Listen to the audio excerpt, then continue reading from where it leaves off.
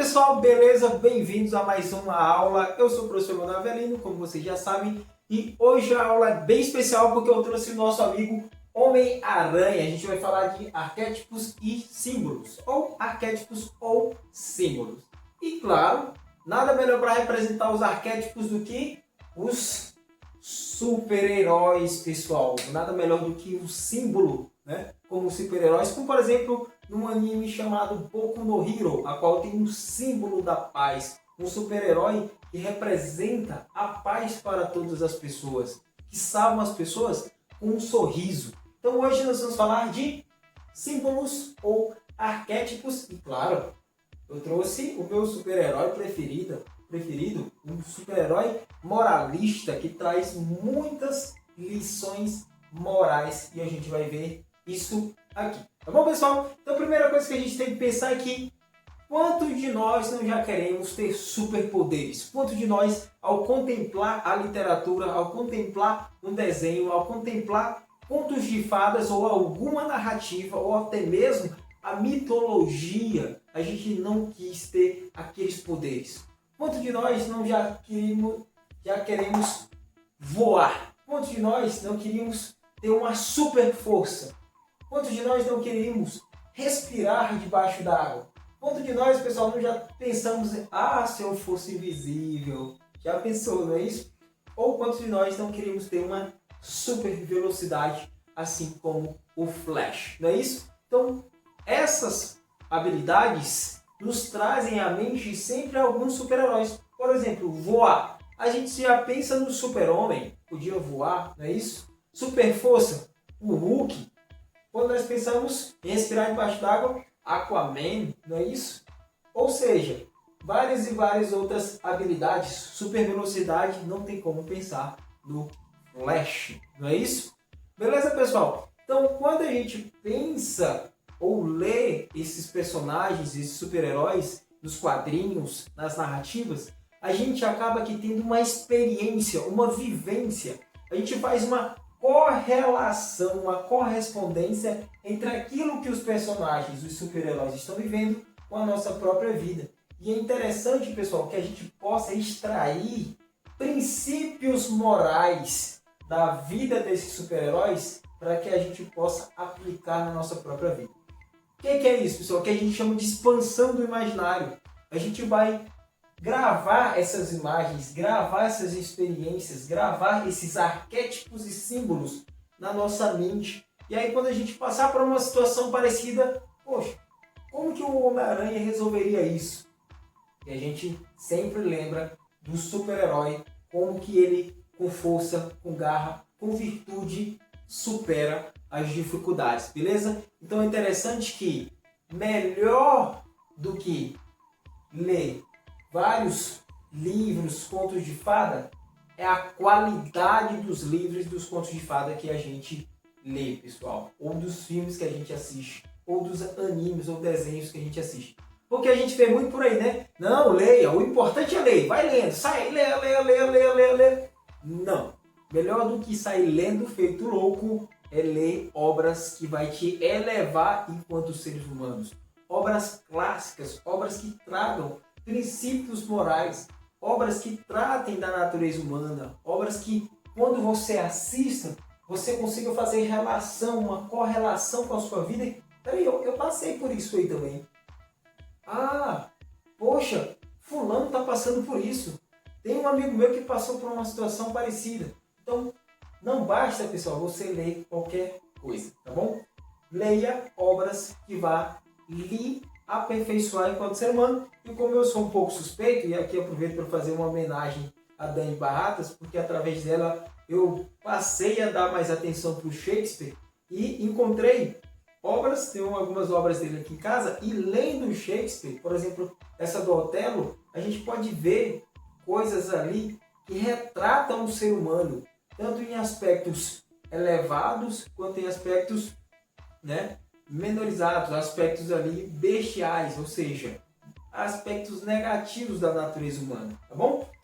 Mas não só isso, a gente pode aproveitar para vivenciar outras vidas, ou seja, nós só temos uma vida, não é isso? Então, lendo uma obra de ficção, ou assistindo boas obras, super-heróis e etc., a gente pode fazer o quê? Correlações com a nossa vida, a gente pode vivenciar, mesmo que de maneira imagética, outras experiências. E aí a gente expande o nosso imaginário. E aí sempre que a gente passar por uma situação parecida, a gente evoca esse arquétipo, a gente lembra, né? A gente evoca esse símbolo, essa imagem e opa, eu já vi isso em algum lugar, beleza? Então pessoal, isso não é de hoje, né? Isso não é de hoje. Por exemplo, na mitologia grega a gente já via ali vários símbolos, vários arquétipos, como por exemplo o Hércules. O Hércules é dotado de uma grande força, não é isso? A Atena, ela é dotada de uma grande inteligência, não é isso? O Narciso é conhecido pela sua beleza, não é isso? Pela sua beleza descomunal. O Narciso era um cara muito belo que ficou entorpecido com a sua própria beleza. Então todas essas obras, sobretudo a mitologia, através das narrativas, através das tragédias, elas podem trazer experiências humanas, tá bom? Não só das possibilidades humanas, mas também sobre-humanas. Aquilo que nós podemos fazer, mas coisas que vão além da capacidade humana, tá bom? Então, através dessas narrativas, pessoal, dessas tragédias, e o que é uma tragédia? A tragédia é uma narrativa de um super-herói ou de uma heroína, certo? E sobretudo pautado em um aspecto de temor e compaixão. E quando a gente assiste essa narrativa, a gente tem um processo que os gregos chamam, sobretudo Aristóteles na sua obra A Poética, de catarse. E catarse nada mais é, de uma maneira bem simplória, que é um processo de purificação da alma, pessoal. Quando a gente olha para aquela personagem passando por situações difíceis e a gente, poxa, que está sofrendo, até ali o sofrimento, ali é um processo de peripécia, né? Que é aquele ápice a qual a história tem uma revirada e tudo se sai bem.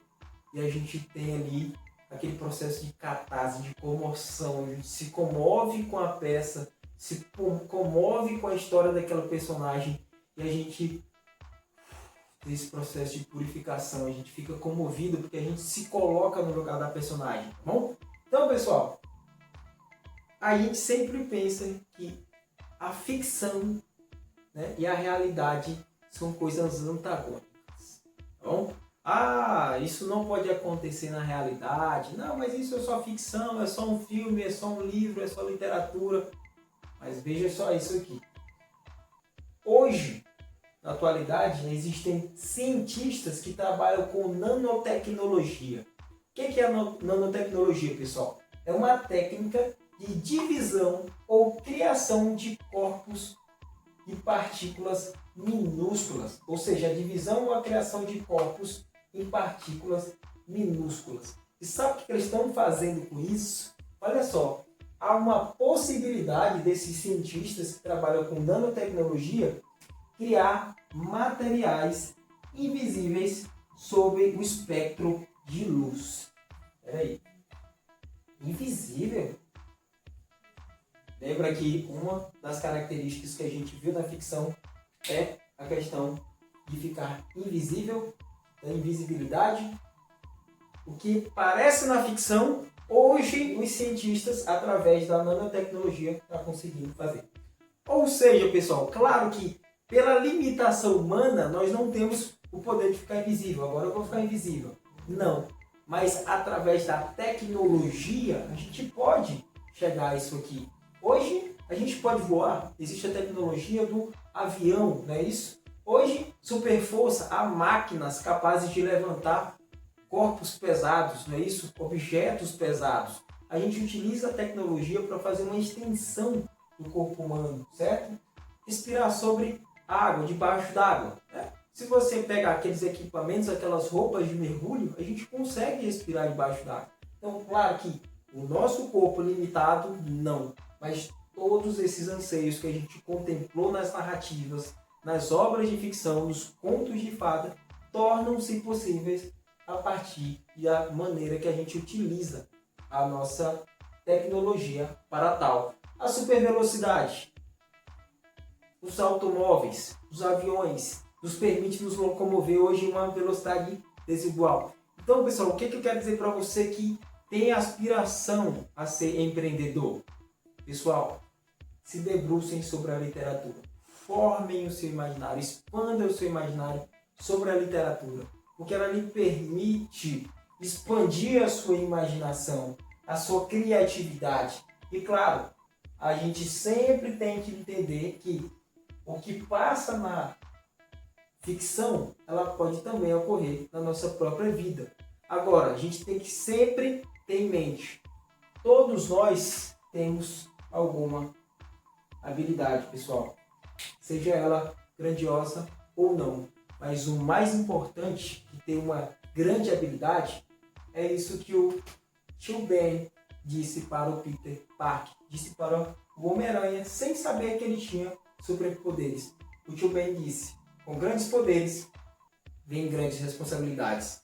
Ou seja, de nada adianta você ter superpoderes se você não utiliza para ajudar pessoas. De nada adianta você ter poderes além se você não utiliza para fazer o bem, tá bom? E você, enquanto empreendedor, você tem que ter em mente que você pode ter boas ideias, você pode ter boas habilidades, mas você tem que utilizar essas habilidades para gerar valor para as pessoas, para ajudar as pessoas, certo? Essa é a mentalidade empreendedora e essa é a mentalidade que a gente pode desenvolver a partir das narrativas, dos contos de fadas, da literatura, tá bom? Então, pessoal, essa é a nossa aula de hoje. Espero que tenha ficado claro. Com grandes poderes, grandes habilidades, nós temos que utilizar para o bem das pessoas, tá bom? Não esqueça o que o tio Ben disse. Com grandes poderes, tem grandes responsabilidades. E eu tenho certeza que vocês têm muitos talentos, que vocês têm grandes habilidades que talvez ainda não descobriram. Mas quando descobrir e for a habilidade grandiosa, não se esqueça jamais. Com grandes poderes, tem grandes responsabilidades. Espero que você utilize essa habilidade para ajudar pessoas, tá bom? Então, essa foi a nossa aula de hoje, pessoal. Até a próxima.